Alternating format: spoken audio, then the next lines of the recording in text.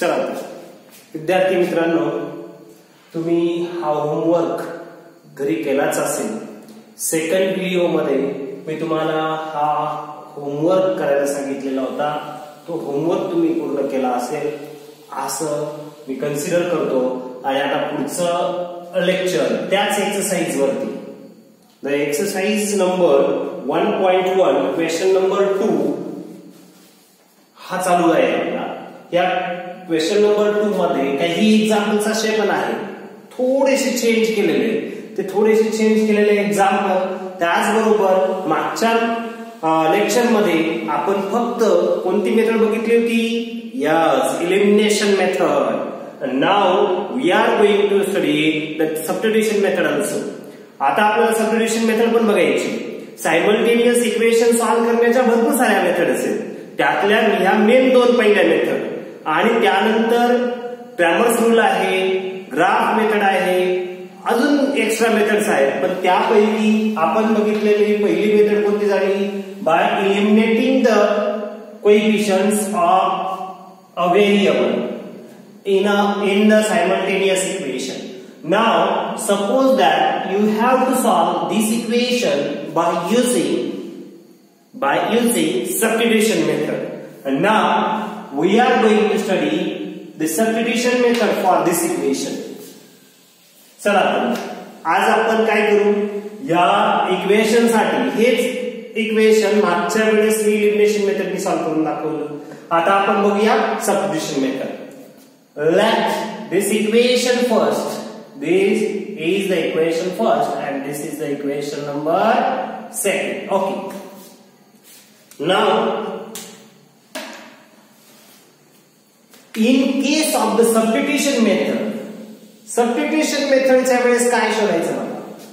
यामध्ये जे व्हेरिएबल आलेले a b x y m n हे जे व्हेरिएबल आलेले असतात, या व्हेरिएबल पैकी कोणत्या इक्वेशन मध्ये एखाद्या व्हेरिएबलची किंमत आपल्याला दुसऱ्या व्हेरिएबल बरोबर लिहिता येते. मग आता बघा, या इक्वेशन मध्ये हा व्हेरिएबल a आहे, बरोबर की नाही? मग हा 5b दुसऱ्या बाजूला नेला म्हणजे दुसऱ्या व्हेरिएबलच्या स्वरूपात पहिल्या व्हेरिएबलची किंमत सहज लिहिता येते. असं इक्वेशन शोधायचं. That is the equation number 2. मग फ्रॉम इक्वेशन सेकंड नंबरचं इक्वेशन घेतलं. a plus 5b is equals to what? 22. Now you have to find the value of a easily. You can find the value of a easily. That is 22 minus 5. Number it as 3. आता याला किती number द्यायचा? 3. हे कोणत्या equation वरून आलं? Equation number 2. Cut that equation. ते equation आपण कॅन्सल केलं. आता ही जी व्हॅल्यू यायची ती फर्स्ट इक्वेशन मध्ये टाकायची, कोणत्याही इक्वेशन मध्ये नाही. ते व्हॅल्यू आल्यानंतर टाकतो आपण. आता इथे व्हॅल्यू आली का फायनल व्हॅल्यू आली का याची? नाही आली. मग अशा वेळेस काय करायचं? फक्त a ची व्हॅल्यू b या व्हेरिएबलच्या स्वरूपात आलेली आहे. मग ही किंमत आपण फर्स्ट इक्वेशन मध्ये टाकायची. हे जे सेकंड नंबरचं इक्वेशन आहे त्यावरती आपण क्रॉस टाकू, कारण काय त्यापासूनच हे इक्वेशन तयार झालंय. ओके. आता बघा, put this value in equation first. ही व्हॅल्यू कडे टाका फर्स्ट इक्वेशन मध्ये. Then 3. What is the value of a? 22 minus 5b plus 5b is equals to 26. Okay. आता हे लिहिल्यानंतर तुमच्या एक लक्षात येईल, we can conclude that this equation becomes the linear equation in one variable. yes or no? हे काय झालं? एका व्हेरिएबल मधलं इक्वेशन. Now solve it. हे सॉल्व करायचं. How you can solve this equation? 3 into 22, that is 66, minus 15b plus 5b is equals to 26. And now 66 minus 15b plus 5b. काल मी सांगितलं होतं का डिफरंट साइन असल्यावर काय करायचं, आता बी बी याची ऍडिशन होईल का, 66 मायनस 15 करायचा का, नाही, याला बी जोडलेला आहे, याला जोडलेला आहे का बी, नाही जोडलेला, याने कपडे कोणते घातलेले, हा यस और नो, हे बी बी हे दोघं ह्या टर्म सारखे आहेत, ही टर्म याच्यासारखी नाहीये, म्हणजे या दोघांची सबट्रॅक्शन होणार नाही. पण आता काय करायचं, हा 66 ऍज इट इज ठेवायचा, -15b + 5b, -15b -15 + 5 बी तर कॉमन झाला. पण आता यांच्यामध्ये साइन डिफरंट आहे का सेम आहे, डिफरंट साइन आहे, काय करावं लागणार, सबट्रॅक्शन. सबट्रॅक्शन मध्ये काय करतो आपण, मोठ्या नंबर मधून छोटा नंबर सबट्रॅक्ट करतो, काय राहिले 10, आणि नंतर मोठ्या नंबरचं साइन देतो, म्हणजे कोणतं झालं, मायनस, म्हणजे इथे काय झालं, -10b, and that is equals to 26.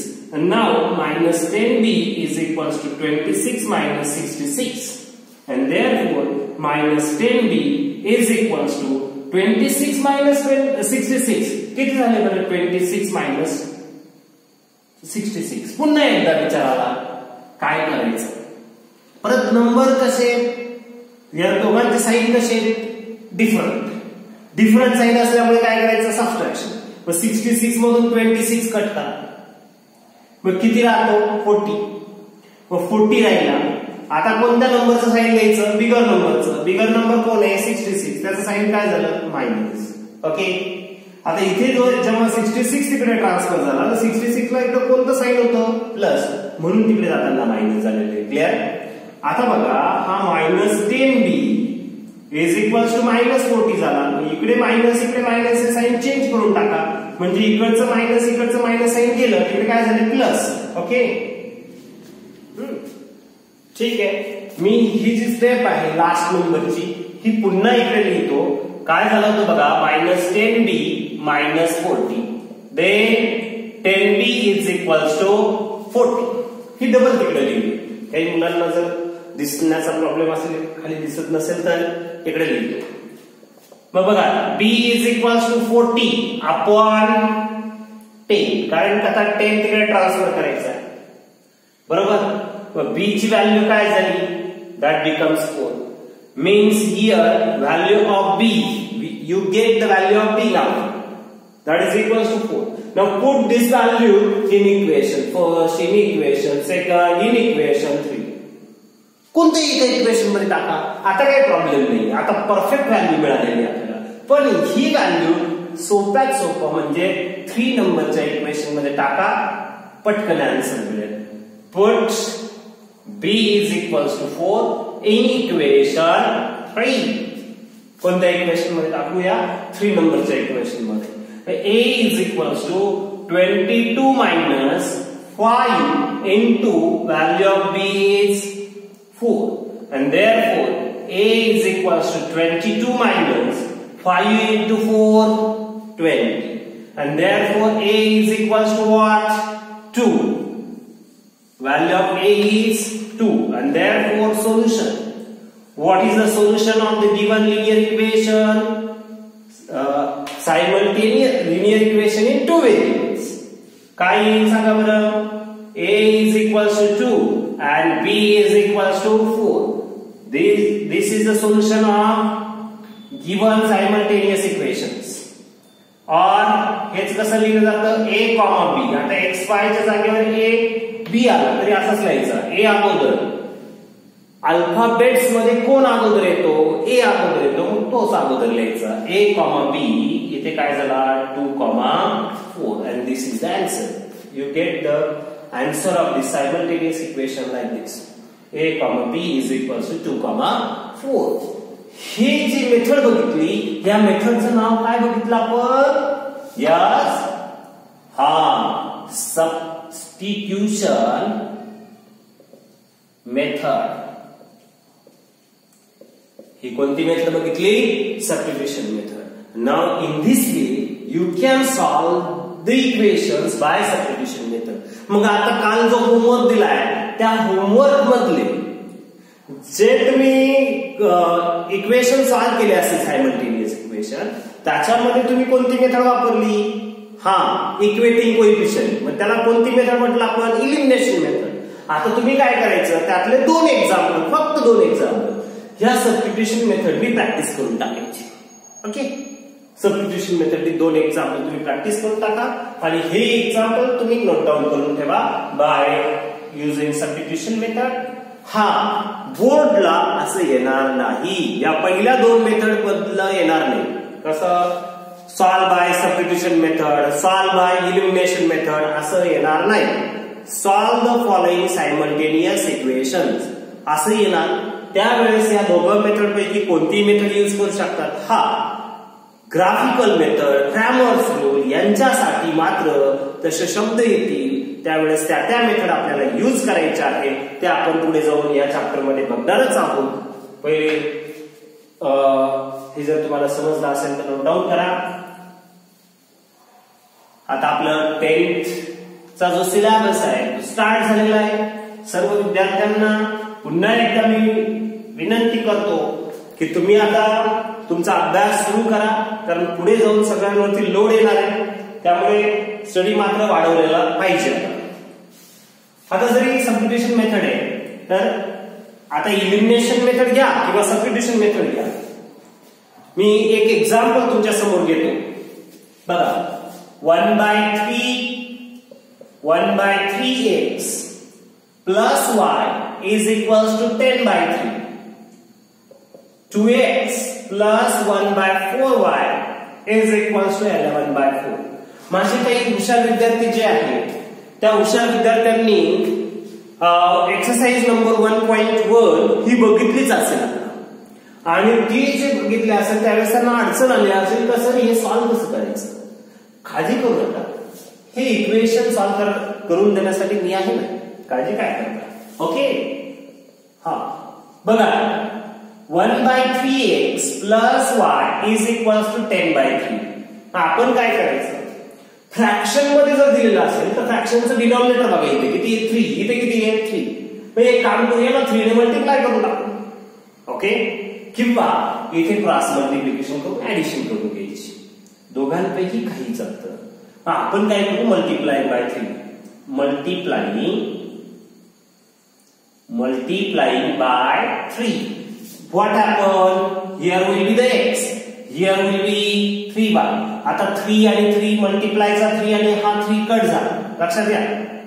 He process वाटलं तिकडे दाखवतो ना. आणि 3 हा इकडे 3 कट झाल्यावर काय होईल 10. याला इक्वेशन नंबर 1. कसं झालेलं आहे पण एकदा बघा. जेव्हा या 3 ने आपण मल्टिप्लाय करतोय याला 3 into 1/3x plus 3 into y is equals to 3 into 10/3. 3 get cancel here, 3 get cancel here. Here x is remains and 3 into y 3y and there will be the 10. Therefore here the equation becomes, first equation becomes x plus 3y is equals to 10. First काय केलं आपण लक्षात आलं, थोडस त्याचे केस विस्कटलेले होते, जरा व्यवस्थित पाडलं, बाकी काहीच नाही. कळलं? थोडस प्रॉपर पार्ट मध्ये लक्षात आलं का. माझे शब्द हे त्याच्यासाठी आहे, तुम्ही याचा गैरसमज करू नये. ओके, आता इथे काय आहे बघा बरं, 2x plus 1/4y is equals to 11/4. Yes, multiplying by 4. Multiplying by 4. जसं मी तुमच्याशी बोलताना माझ्या समोर विद्यार्थी नाहीये, मी सहज तुमच्याशी बोलतोय, तसं तुम्ही पण माझ्याशी बोलताना तुमच्या समोर मी नसणार आहे. माझं फक्त पिक्चर दिसतंय. तर काही काळजी नका करू, तुम्ही बिंदास तुमच्या माइंड मध्ये बोलत चला. Okay, now here 4 into 2 that becomes 8x plus here y, here will be the 11. Equation number 2. Now you have to solve these two equations by elimination method or by substitution method. That depends upon you, no problem. Now I can solve this equation by substitution method. Okay, I can solve this equation by substitution method. Then from second, eliminate साठी काय करता येईल, याला 3 ने multiply करायचं म्हणजे y सारखा होईल. y च्या कोएफिशियंट साठी येते. पण सबस्टिट्यूशन साठी काय करूया, इथे y ची व्हॅल्यू काढू, यात टाकू, काही प्रॉब्लेम नाही. आता एलिमिनेशन मेथड तुम्हाला येते म्हणून मी सबस्टिट्यूशन मेथड कडे सेकंड नंबरचे इक्वेशन हे सॉल्व्ह करून दाखवतो सबस्टिट्यूशन मेथडनी. Okay, so from second y is equals to fx तिकडे ट्रान्सफर केला, काय राहील fx तिकडे जाताना मायनस होईल, minus fx. Okay, that becomes the equation number 3. This second equation get cancelled. Now put this value of y in equation first. Put this value in equation first, and therefore what happens? X plus 3 into what is the value of y? 11 minus fx is equals to 10. Then x is equals to x plus 3 into 11, 33, minus 3 into 8, 24x is equals to 10. Then या दोघांचे subtraction होईल का? नाही, याला x नाही जोडलेला, याला x याला x ची टर्म जवळ घेऊया. x minus 24x is equals to 10. 33 तिकडे ट्रान्सफर करू, minus 33. Here 1 minus 24, again there will be the subtraction. Yes, minus 23x, subtraction and the sign of the bigger number. Here also the subtraction and sign of the bigger number. Again 23x is equals to 23, and therefore the value of x is equals to 23 upon 23. Transfer this 23 on other side, that is 23 upon 23. Therefore x is equals to 1. x ची value काय मिळाली? 1. Put this value in equation. Yes, 3. Put x is equals to 1 in equation 3, and therefore y is equals to 11 minus 8. What is the value of x? That is 1, and therefore y is equals to 11 minus 8. That is y is equals to 3. And then you can write the solution. Therefore, solution. What is the solution? X is equals to 1, y is equals to 3, or x comma y is equals to 1 comma 3. Like this or like this. Don't worry. Okay. Now you can solve the 2 or 3 problems by elimination method. Do you understand this? Goodbye. Have a nice day. Next, याच exercise मधले next काही questions आहेत, ते questions आपण पुढच्या lecture मध्ये बघूया. तोपर्यंत गुड बाय. आपला चॅनल सबस्क्राइब करा. Gurukul international school and junior college दिंडोरीचा चॅनल आहे. आपण ज्ञानदीप क्लास मधून क्लासेस घेतोय. डोंट वरी, जोही चॅनल आहे तो सबस्क्राइब करा आणि आपला स्टडी करा. बाय.